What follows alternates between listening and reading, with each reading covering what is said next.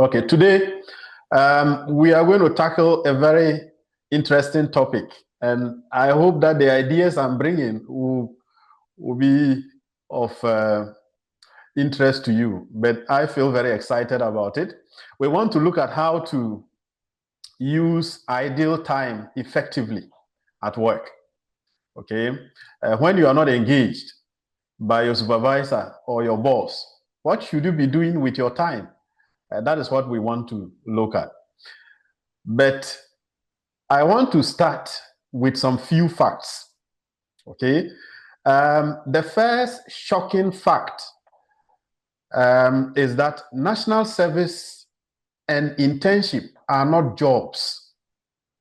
Okay. Some of you may know this already, but some of you might find this to be a bit strange. Okay. They are not jobs. National service placement is not a job, regardless of how much you are paid.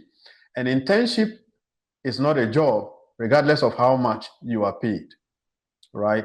It is just an opportunity for you to get some training. It is a hands-on training opportunity given to people who are either in school or leaving school, all right? So it is part of your education. It is part of the training you should be getting when you are in school, okay?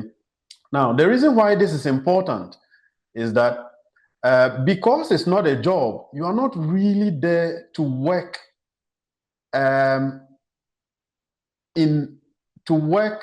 let me put it this way, to work according to how you are paid, right? If it was a job, let's say I give you a job and you are working, and let's say I'm paying you less than the effort you are putting in, then you could say that you put in less effort commensurate with the salary that I'm offering. But this is not a job. This is an opportunity to learn hands-on skills. So it is important that you understand the framework in which you are engaged by a company as a national service personnel or as an intern. That is the first thing I want you to know. Once you have that understanding, everything else I'm going to teach will make sense, right? So I'm repeating that because it's important. National service placement, internships are not jobs. They are training opportunities that are supposed to be part of your educational process, all right? Good. So because of that, whether they are paying you more or less, the amount of money they are offering, in some cases, they don't even pay at all. The salary or the money they pay you or the stipend or allowances should not determine how you conduct yourself in the workplace. It should not determine the effort you put into your training there, because it's your training. It's just an opportunity given to you, and you should take responsibility and try to maximize that opportunity to your benefit. In fact, the most important thing you get out of your national service or internship would not be the money that they give to you. It is going to be the training that you get out of it at the end of the day. And that is why you should invest yourself in a very different way. Okay, so today, what is our goal? As I said, we want to find effective ways of using our time when we are not engaged. Our goal, first of all, is so that we can maximize learning, increase our productivity, and also build relationships. You are in the company for these three things, okay? To learn,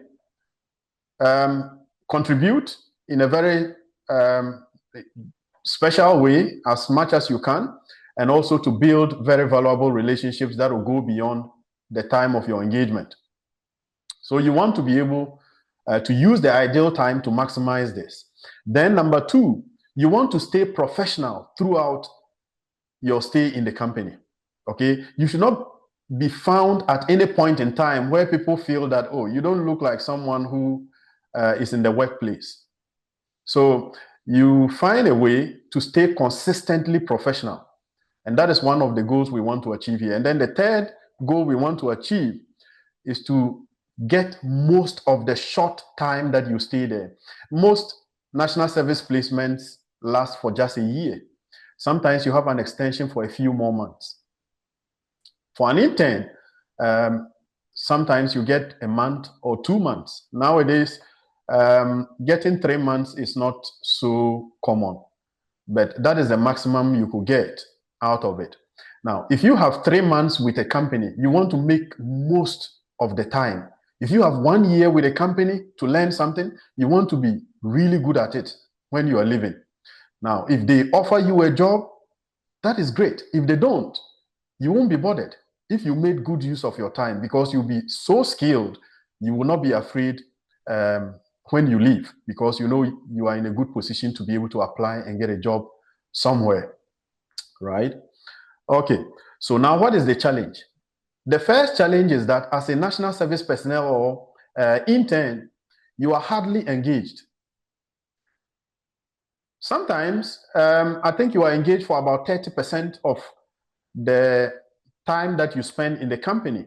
Even most workers within our country are hardly engaged in their work. Okay, they are employed, but they may not be a plan for them all the time. So number two,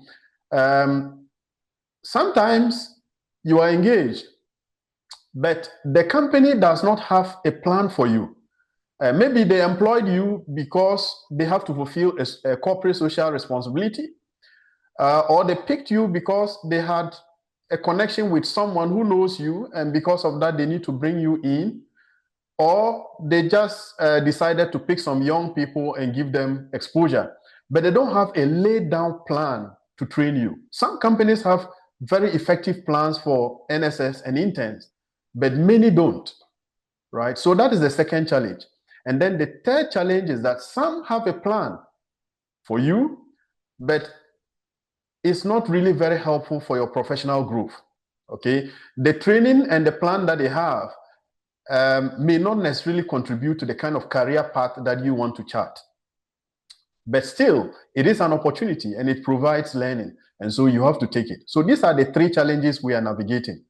Okay, now what are the consequences of this challenge? The consequences of not being engaged all the time. Secondly, the company doesn't have a plan for you sometimes. And then also thirdly, sometimes they have a plan, but the task they are offering is not really contributing so much to your professional growth, right? What are the consequences? The first consequence is idleness. Okay, sometimes you just stay idle and try to pass the time and say, well, it's 3 months, let me finish and get some report back to school, or let me just finish this service and see what I can do with my time, maybe go abroad or find a job somewhere. Okay, so you stay idle. The second consequence is bad habits. You tend to, because you have free time, you tend to get involved in gossiping, browsing your phone around and loitering, and maybe sometimes even disturbing people who may want to concentrate on their work. The third one is sometimes you are not ready for the next task because you had a break and you were using that time unprofitably. When the next task comes, it catches you in surprise. And so you are not so ready to start a new task. And then finally, you don't tend to have consistent growth. So you grow for a period and then you go down until the next task comes, and then you grow again, and then the next task comes, you grow again. When there's no task, you don't grow, which is not what you want. You want to grow consistently so that the momentum builds up and your growth is accelerated over the period of time you stay there. Now, as I said, not all companies have plans and programs for interns. The company does not owe you a plan anyways, okay? They've given you an opportunity to be in the company and observe, to learn something and work. These things are important opportunities. And so if they don't have a plan, it doesn't make them a bad company. They are still a good company, right? And then sometimes, because the company doesn't have a plan, you may think that they are not helping you that much, and they are not offering very much, but they are offering quite a lot. The fact that they give you a place to come and learn is a very big offer. And so what you should do is try to be determined that what they offer would not determine how much you learn. You can learn more than what they are really offering. And most of the time, you really can. Okay. So what do you do in this situation? Okay. We are coming to that point, which is one of the most important points, right? What I am suggesting is that you develop your own plan, right? So if the company has a complete plan for you, great, stay with the plan. If the company doesn't have a plan, develop your own plan. If the company has a plan that you believe is not adequate, a plan that leaves so much free time, develop your own plan, all right? So how do you execute your plan and the company's plan in this time? You develop your plan, and the purpose of your plan is to maximize learning, your productivity, and also the relationships you build. So it means every day you have some activities that you want to be engaged with, and these activities are targeted to bring these three benefits, okay, that will contribute to your professional growth. So you develop that plan, and then you keep it. Anytime there's no task from the company, anytime the company is not engaging you, you go back to your plan and execute it. So you continue to execute your plan until a new task comes. Then you put your plan aside and move on to the program that the company is offering, right? So in developing your program, of course, we can work on this when we start the more personalized side. Depending on your situation, if you need some help, we can work on that. But it's quite very easy to have a plan. If you are looking at just these three objectives that I've mentioned, okay, every day you develop a to-do list and you target some activities that you want to do, and then you go to work. If they give you a task, you leave the plan that you brought aside and then you engage with the task. When you finish with the task, you return to the plan that you came with. It will be very, very helpful. It's quite simple, but it works very well. So what can you include in your plan? Here are some of the activities you can include in your plan. First, you can read a book, okay? Find a very good book that you just love to read and keep it in your bag. You can read that when you don't have a task at hand. You can also enroll in an online course that will give you a skill related to what you are doing currently, or a skill that you believe you are weak at, and so you want to build that up. You can work on an initiative, a personal initiative inspired by a challenge you've seen in the workplace. Okay, as you observe things in the company, you realize that there are many things they are doing that you believe they should be done a bit better, but they are not being done that way. So what can you do about that? Okay, you don't go around pushing people and telling them, hey, this is the best way to do it. No, you solve the problem by yourself. And when you have a solution, you show it to them and say, hey, here is how I try to do the thing that you are doing. What do you think? And usually people have respect for what you've done because you've taken initiative and you've tried to solve it. And they won't feel intimidated because you are not, or they won't feel that you are proud because you are not talking down on them. You are just tackling a problem by yourself. You can work on improving previous tasks. Very advisable. Okay, so if you have engaged on previous tasks and you believe that you could have done them better, but you've submitted it anyways, now you can go back and improve it and try to get something that you can submit in the next time. You can engage in mentorship, find some senior colleagues who are very good at what they do, and with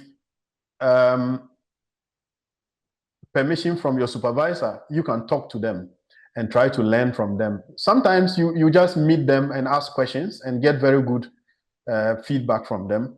You can show them your work and also get feedback from them as well.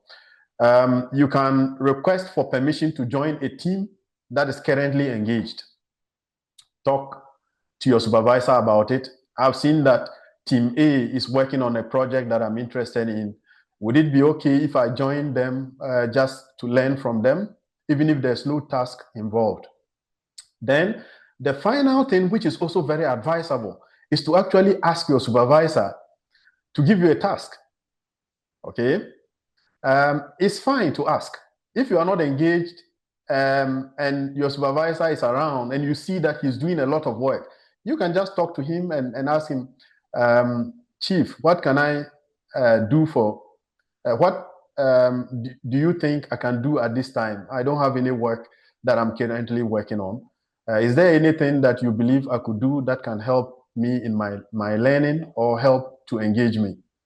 He will appreciate it. You see that you are someone who is willing to learn. And most supervisors will not turn their backs on you. They will give you something to do.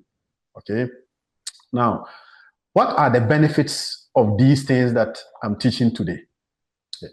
If you stay on course and you put these ideas into practice in your own small way, I believe that it will help you to be consistently engaged, okay, in the workplace.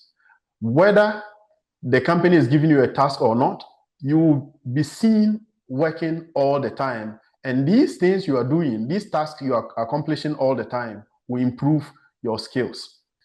Number two, you will stay professional throughout the working time. There will never be a time people will see you loitering around, gossiping as if you don't have anything to do, or maybe browsing your phone. They will see you professional. Always you are engaged, you are learning something, you are reading a book, you are talking to someone, or just trying to get ideas. You'll be seen to have positive energy, and that is something that you want to have. Most importantly, it's a habit you are building, which you are taking into the future, right? It's not about how people see you.